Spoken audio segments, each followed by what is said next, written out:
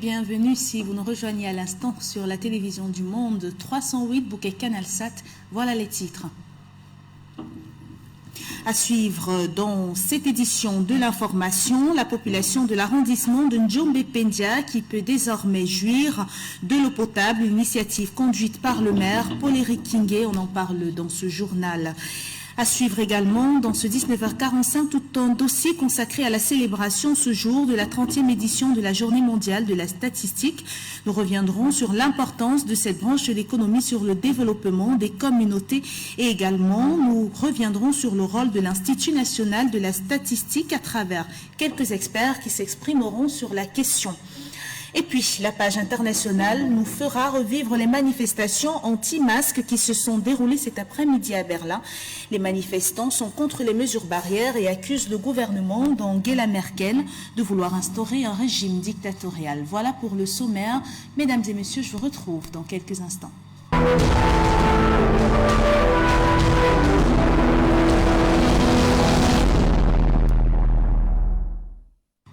Bonne nouvelle pour les populations de l'arrondissement de Njombe-Pendia qui peuvent désormais être dotées d'une eau potable. Le maire de la localité, Paul-Éric Kingé, a gratifié les populations de plusieurs forages. Plus de détails avec Zobel Apollinaire Mbonne et Janine Yonta. C'est la joie et la satisfaction totale pour les populations de Njombe-Pendia qui avaient déjà soif d'eau potable. Ça fait beaucoup d'années. Pratiquement, moi, chez moi, j'ai fait près d'un an sans voir de l'eau. Il fallait aller au forage, tantôt à la rivière pour pouvoir avoir de l'eau à boire. Si aujourd'hui, nous voyons de l'eau couler dans nos fontaines, nous ne pouvons que dire merci. Tellement fier par rapport au robinet, les bonnes fontaines publiques. En ce qui concerne la gestion de ces fontaines, Paul-Éric Kingé pense mettre un comité de gestion qui pourra veiller sur ce précieux sésame. Il ne s'arrêtera pas là, car d'ici le mois de mars 2021, l'arrondissement de Njombe-Pendia sera à plus de 100 bornes fontaines. Ceci se fera avec une extension accompagnée de l'électrification de toute la ville qui viendra ainsi répondre aux difficultés des habitants à faire face aux problèmes du grand banditisme. La commune a pris des dispositions. Les responsables techniques de la commune vont passer chaque semaine voir comment les bonnes fontaines fonctionnent. Mais nous avons décidé de choisir des personnes et parfois des comités locaux de gestion, n'est-ce pas, de ces bonnes fontaines. Mais l'extension ira en même temps que l'électrification, parce qu'il faut écouter toute la localité. C'est donc un ouf de soulagement pour ces révérends qui saluent la réalisation des promesses faites par le maire lors de la campagne électorale. Bon, non, c'est pas l'ambiance. Je veux veiller à ce qu'elle ne se perde pas. Et puis, à Bamenda, l'armée camerounaise vole au secours de l'éducation nationale en viabilisant l'aire de jeu du lycée bilingue d'Atiela dans la région du Nord-Ouest. Une action qui entre dans le cadre des activités civilo-militaires, c'est ce que nous disent nos reporters Patrick Ngoignan et Israël Eto. Le lycée bilingue d'Atiela a connu d'actions civilo-militaires. Je leur remercie sincèrement pour cette coup de pouce qu'ils nous ont donné. On fait ce travail parce que le terrain de jeu pour les enfants est un peu éloigné. Donc, vu le contexte qu'on vit, on a jugé nécessaire de créer un autre aire de jeu pour les enfants. Les élèves du lycée bilingue d'Atiela ont désormais un aire de jeu viabilisé où ils pourront exercer aisément leurs différentes activités sportives. C'est un geste gratuit. Nous l'avons fait entièrement à notre charge. Le personnel de l'établissement n'a pas eu besoin à débourser quoi que ce soit pour le faire. Nous le faisons entièrement à notre charge pour apporter notre soutien au proviseur et à son personnel et encourager les enfants à continuer à venir à l'école. Cette action civilo-militaire est prescrite par le haut commandement de l'armée nationale sous la demande du proviseur du lycée d'Atiela pour le bien des apprenants.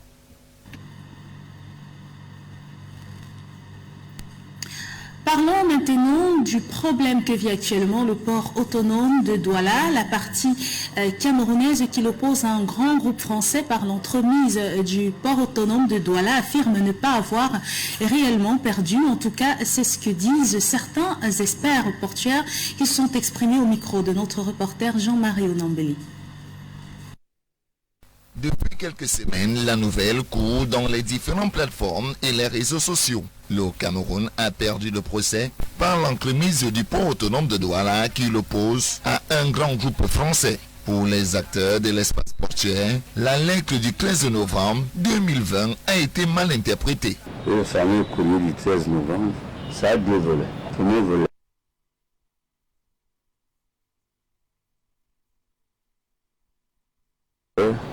c'est le partage de frais de stationnement.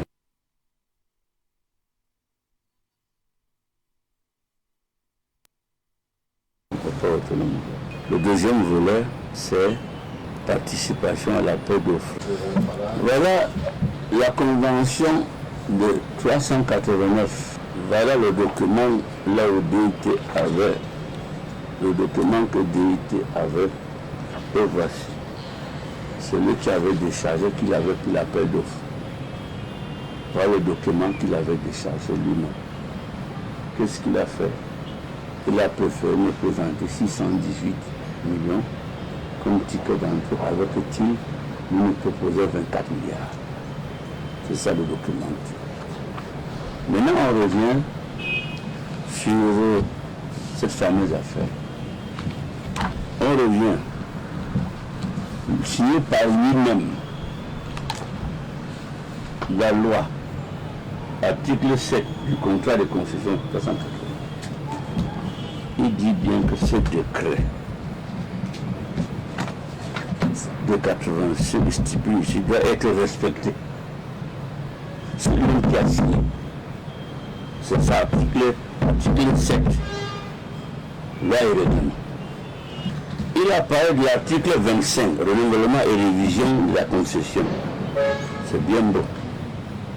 Mais il a oublié l'article 26, résiliation de la convention par le concédant pour faute du concessionnaire, le non-paiement, etc. C'est lui qui a signé. Pour la partie camerounaise, en partenariat, les clauses doivent être respectées. Moi je dis que le Cameroun doit profiter de tout le flux du Cameroun, le port qui fonctionne bien, le pays là c'est la façade maritime. Mais je ne vois pas pourquoi les Camerounais, eux sur la vérité, c'est ça qu'on pense et puis c'est pas. Il a gagné quoi? Il a gagné quoi ici? Tout est clair. Les textes sont là. C'est Paul Biya qui a signé ça. Le résultat de Bolloré. Ils font une campagne d'intoxication, inventer les Cameroun. Voilà le port qui veut produire. En une année, il peut vous payer plus de 20 milliards, pas de gens s'embêter. C'est pas le cash flow. Pourquoi on ne veut pas partir? Après la réception du jugement du tribunal arbitral de Paris, la partie camerounaise va interjecter appel, tout comme elle se réjouit déjà depuis la prise des affaires par des structures nationales des entrées financières au port autonome de Douala. On ne peut pas accepter parce que c'est pas possible. Il y a des voies de recours, on va interpréter l'appel, on va sortir tous ces documents. Est-ce qu'ils ont pu de tout ce qu'il avait signé? Est-ce que vous êtes sûr qu'il a présenté cette convention? Je ne suis pas très sûr. Bon, même s'il l'a présenté, ça veut dire que c'est la colonisation qui va continuer. La concession est signée. Pourquoi tu t'attardes à venir chez moi?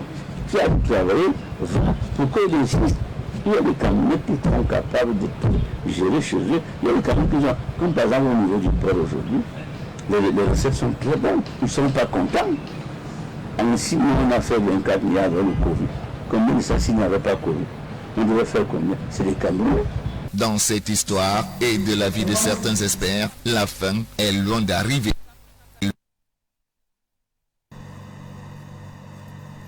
Pour Pour les acteurs portuaires donc, le procès n'est pas encore perdu pour le port autonome de Douala. Merci à vous Patrick Ngoignan. Intéressons-nous à présent au ministère des petites et moyennes entreprises qui veut le secours des investisseurs locaux fortement impactés par la pandémie Corona à travers la signature d'une convention entre l'État du Cameroun et l'Union européenne. Je vous propose d'ailleurs de regarder ce reportage pour en savoir plus. C'est une bonne nouvelle pour les petites et moyennes entreprises camerounaises durement touchées par la pandémie de coronavirus. La Banque européenne d'investissement, aux côtés d'un autre établissement bancaire, ont signé à Douala une convention d'octroi d'une ligne de crédit estimée à près de 10 milliards de francs CFA pour financer le développement des PME au Cameroun. Ça vient juste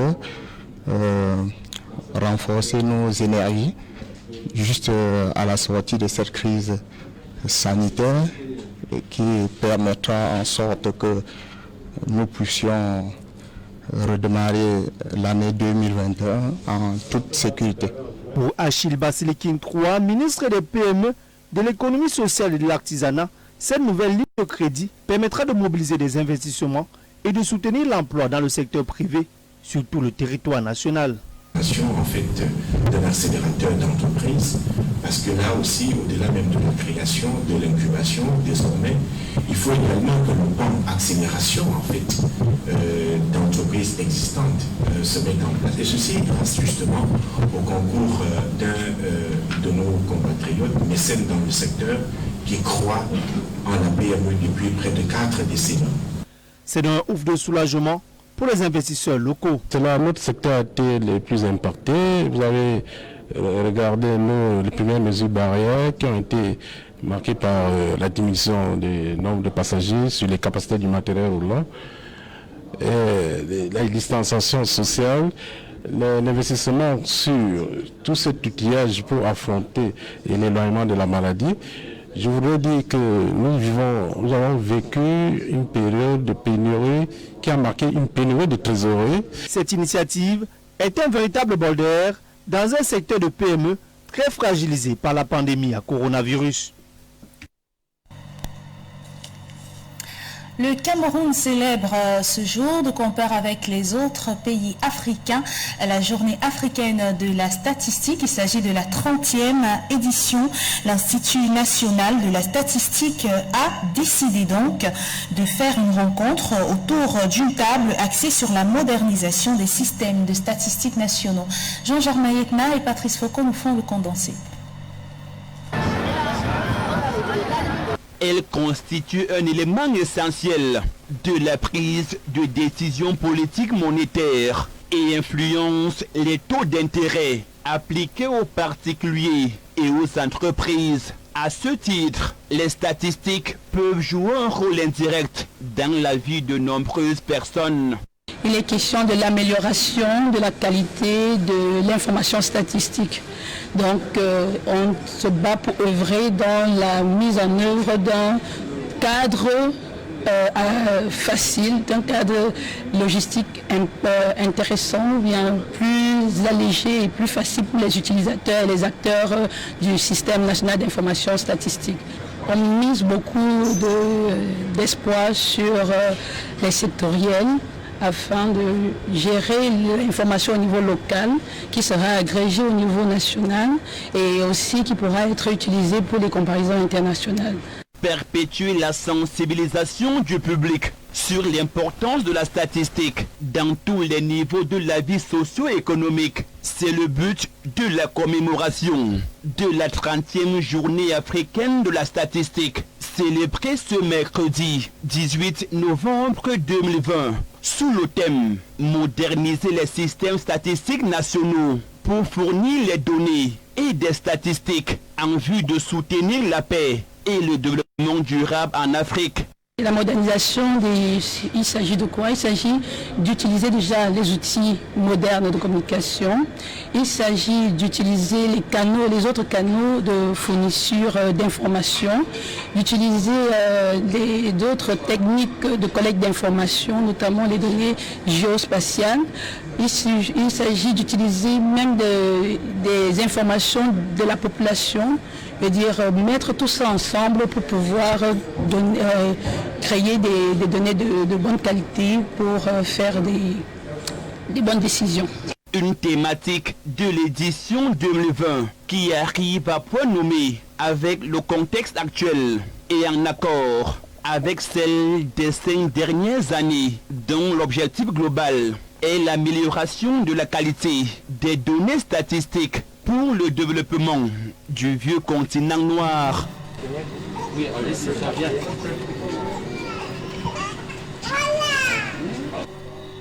Et cette 30e édition de la Journée internationale de la statistique africaine nous donne l'occasion de s'interroger sur le rôle de l'Institut national de la statistique au Cameroun quand on se souvient que le dernier recensement de la population s'est tenu en 2005 et que les résultats ne sont sortis que 5 ans plus tard, en 2010. Quel est donc le rôle des données statistiques pour un pays? Tentative de réponse avec vous une fois de plus, Jean-Germain Edna. Le Cameroun, en matière de collecte des données, notamment sur le plan institutionnel, n'est pas un bel exemple à suivre. Si les enquêtes socio-démographiques par sondage ont connu une véritable explosion au cours des années 90 et 2000, force est cependant de constater que les recensements n'ont pas connu le même succès. La preuve, le dernier recensement des populations date de 2005 et les résultats ont été rendus officiels 5 années plus tard, c'est-à-dire en 2010. Nous ne pouvons pas dire qu'il y a un frein sur la connaissance des données sur la population. En effet, le dernier recensement date de 2005, les résultats ont été promulgués en 2010. Actuellement, il y a un autre recensement qui est en cours d'élaboration. Et vous pouvez avoir sur le site des DNS des projections sur les données démographiques. Le qui est en cours va sortir quand? Non, pas dit. Le recensement est en cours de préparation. Donc le BUCREB est en train de réaliser le recensement. C'est pas la réalisation de l'INS du recensement ne dépend pas de l'INS. Ça dépend de l'organisme qu'on appelle Bureau central des études de population, des recensements et études de population. Échouer en cette mission, je ne dirais pas directement échouer ou c'est un échec. Non. Je dirais tout simplement que vous savez, les politiques publiques prennent du temps, s'élaborent progressivement avec du temps. Bon, cette question, il faut peut-être l'adresser à l'agence régionale de l'Institut national de la statistique, mais je sais qu'elles prennent souvent du temps, mais ces rapports finissent par être publiés tout simplement. Bon, je ne pense pas que c'est un problème de manque de volonté. Sinon, outil important pour l'essor d'une nation et le plein épanouissement de ses populations. C'est grâce à la statistique que le politique est à même de prendre des décisions nécessaires pour le développement d'une localité. Les statistiques sont un outil important pour le développement local en ce sens que c'est grâce à la statistique qu'on peut prévoir quoi faire, aménager le territoire, construire les puits, construire les écoles. La statistique est un outil important dans ce sens-là. Grâce à la statistique, le politique peut facilement prendre des décisions adéquates pour pouvoir développer une localité précise, pour notre cas, la région du littoral. Il n'incombe pas seulement au niveau de l'Institut national de la statistique de produire un certain nombre de statistiques dans le but d'améliorer les conditions de vie des populations. Même les collectivités territoriales décentralisées doivent essayer ou faire au moins le peu qu'elles peuvent faire pour avoir un certain nombre de données qui leur permettent déjà même d'élaborer un certain nombre de choses comme le plan communal de développement. Alors parfois ces difficultés sont de plusieurs ordres, comme je le disais.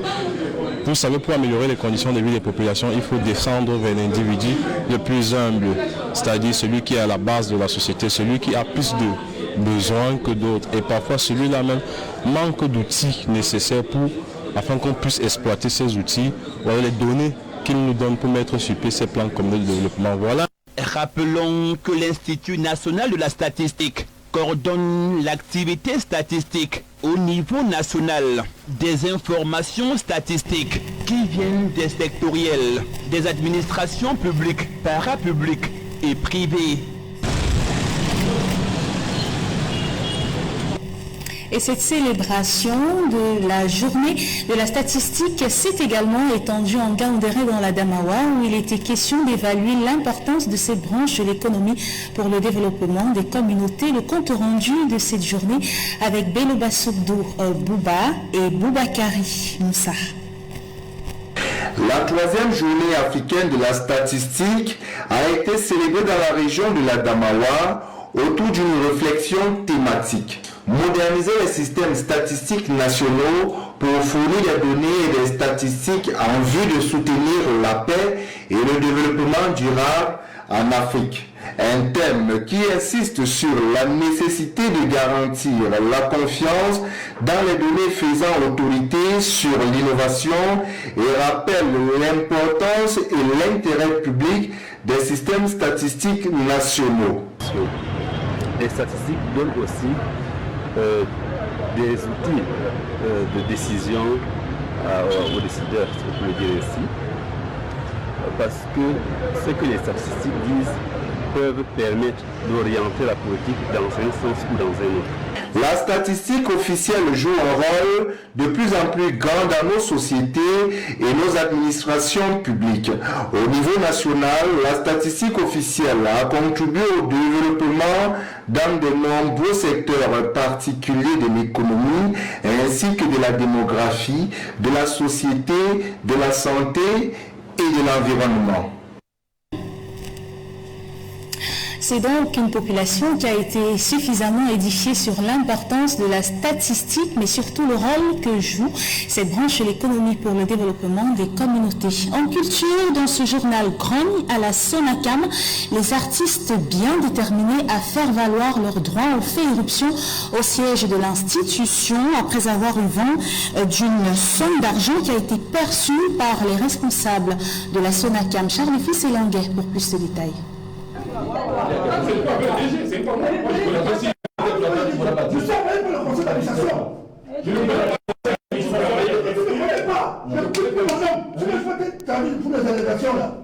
Ambiance digne d'un concert cacophonique ce jour dans le siège régional de la Sonacam de Douala. À quelques semaines de son assemblée élective où les artistes décideront d'élire un nouveau conseil d'administration, les artistes se crêpent pour le moment les chignons. Tu vois mes enfants? Tu vois quand je parle, c'est pas possible. Au centre de cette querelle, une affaire de perception de droit d'auteur, mais surtout de la destination que voulait prendre cet argent perçu, alors qu'en ce moment, le conseil d'administration actuel de la Sonacam ne serait plus mandaté à mener une quelconque action sur le terrain au nom des artistes. C'est du moins ce que laisse entrevoir le mécontentement des artistes ce jour dans les locaux de la Sonacam qui estiment avoir interrompu un flagrant délit de détournement où sont indexés certains acteurs de la musique. Mais c'est toi la qualité de ton dossier. C'est pas ma peine d'aller changer. J'ai déchargé de demander. Voilà. C'est moi qui moi. Arrêtez. Toi, tu vas demander assis. Je te tape mon sur ta tête. Tu vas partir que tu as perçu. Tu as un document ici que j'ai signé.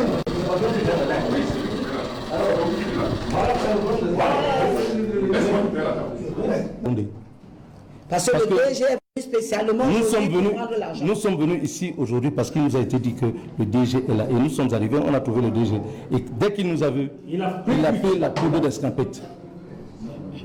Donc nous sommons aux délégués, nous avons sommé aux délégués que dorénavant, s'il ne veut pas avoir de problème avec les artistes, même un seul franc, que ce soit son PCA ou son DG, et nous voulons les comptes. Nous voulons les comptes. Présentement, là où nous sommes, nous devons savoir ce qu'il y a dans les caisses. Alors, vu que les usagers venaient pour payer, j'ai donc réutilisé encore les quitanciers des adhésions et des déclarations pour percevoir. Parce qu'il y a les souches pour laisser traces. Alors la direction m'interpelle donc de renvoyer l'argent. Je dis mais non. J'ai été... Vous m'avez demandé d'explication de ne plus utiliser cela.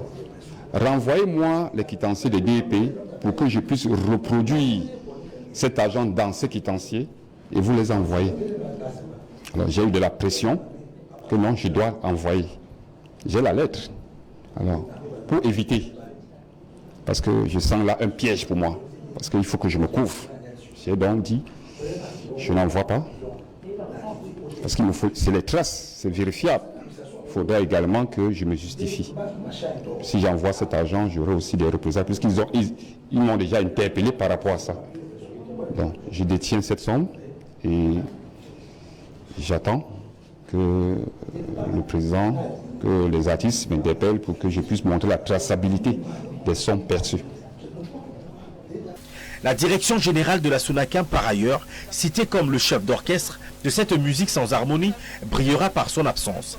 Du moins, son secrétariat nous signalera son indisponibilité.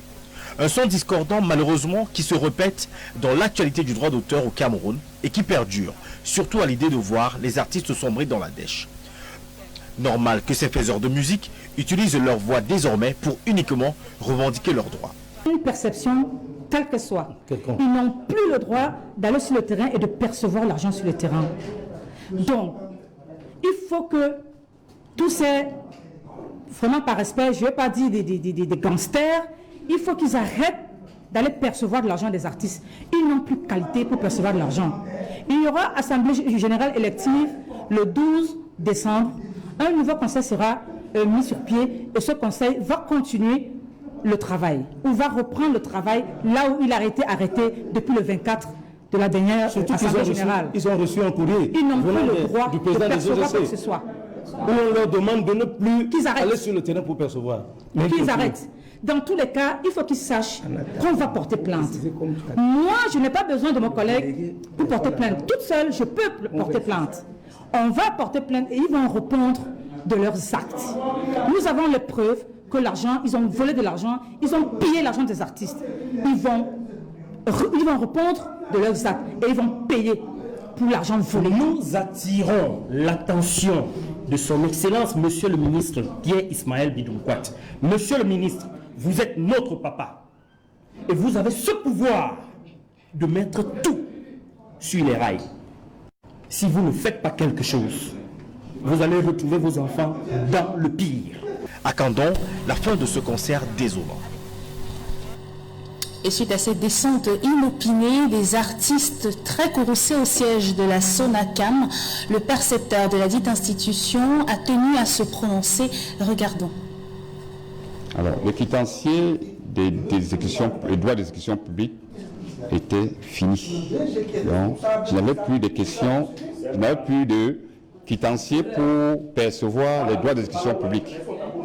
Alors, j'ai donc utilisé les quitanciers des adhésions et des déclarations pour percevoir de l'argent. Parce que les usagers venaient ici, je manquais quoi leur délivrer comme reçu. Alors j'ai été interpellé par ça, par la direction générale qui me demandait de donner des explications. Bon, à l'issue de mon rapport d'octobre du 31 octobre, les quitanciers étaient déjà presque à la fin.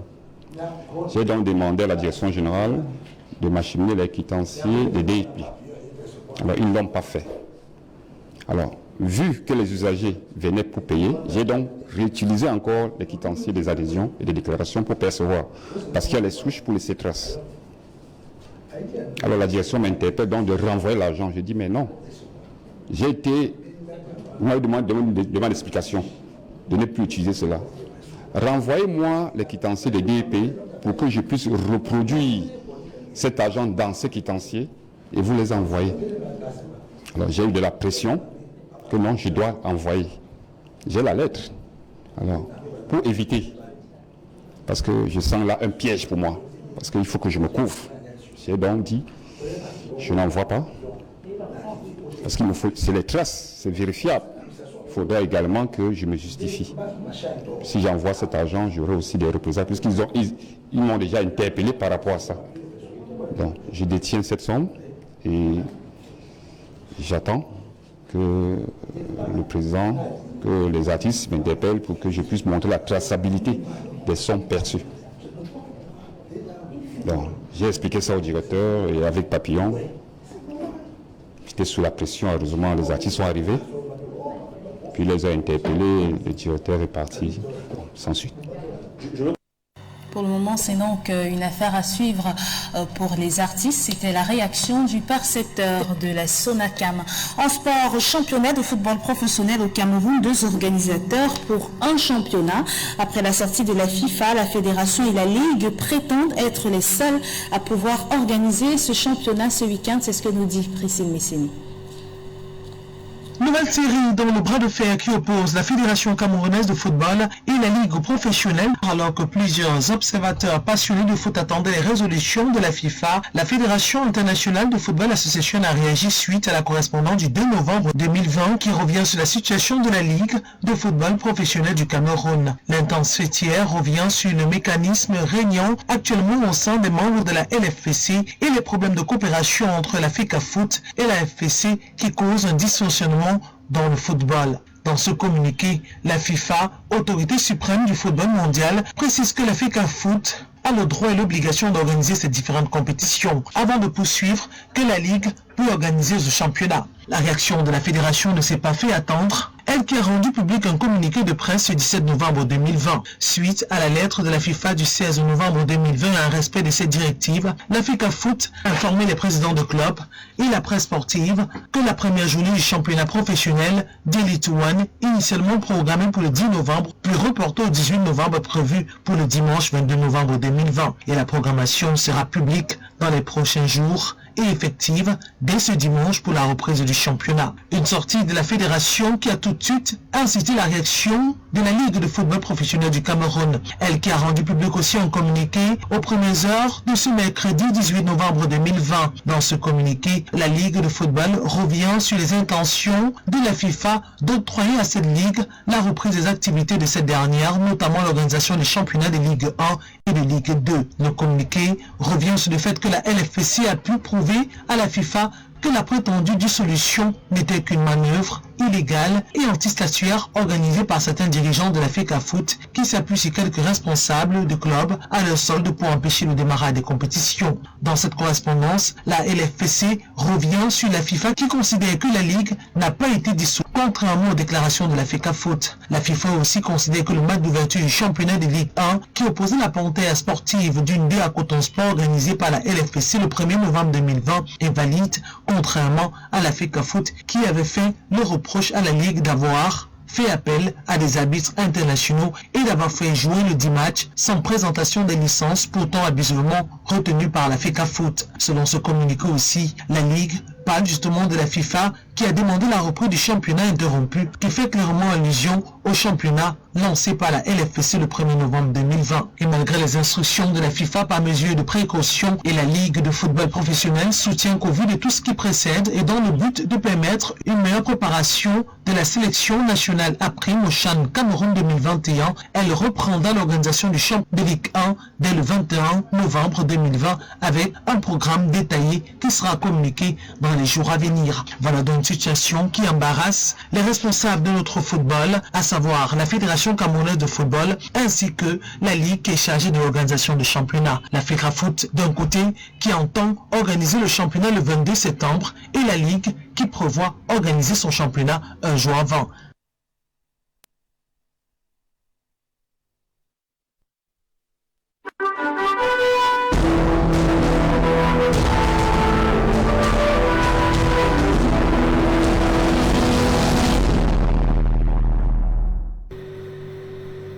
À Berlin, des manifestations ont éclaté cet après-midi. Les manifestants sont opposés aux mesures de distanciation et au port du masque. D'ailleurs, ils accusent le gouvernement d'Angela Merkel de vouloir instaurer la dictature. Plus de détails avec nos confrères de Renault. La police allemande a fait usage ce mercredi à Berlin de canons à eau pour disperser une manifestation d'anti-masques. Ces protestataires accusent le gouvernement d'Angela Merkel de vouloir instaurer une dictature, alors que depuis début novembre, l'Allemagne a renforcé les restrictions pour tenter d'endiguer la seconde vague de contamination. Ce rassemblement, initialement interdit par les autorités, intervient alors que les deux chambres du Parlement devaient adopter ce mercredi une batterie de mesures pour lutter contre la propagation du coronavirus, comme le respect de la distanciation sociale ou le port du masque. Un autre défilé à Francfort ce samedi s'était également traduit par des échauffourées. de ce journal préparé par l'ensemble de la rédaction. Merci de nous avoir suivis. Tout à l'heure à 21h, nous vous donnons rendez-vous dans le cadre du programme Tout au clair, une émission retransmise simultanément sur la page LTN TV officielle via le réseau social Facebook. La meilleure façon de prédire l'avenir est de le créer. Une citation d'Oscar Wilde. Je vous souhaite une bonne soirée.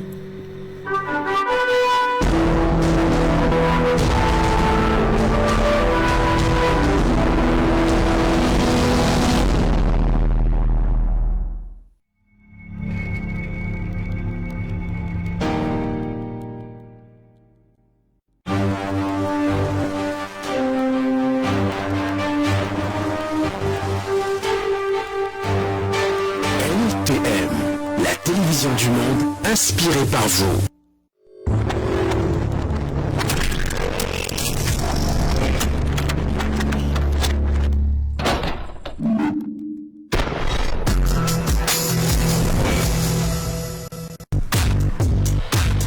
Destination Prestige.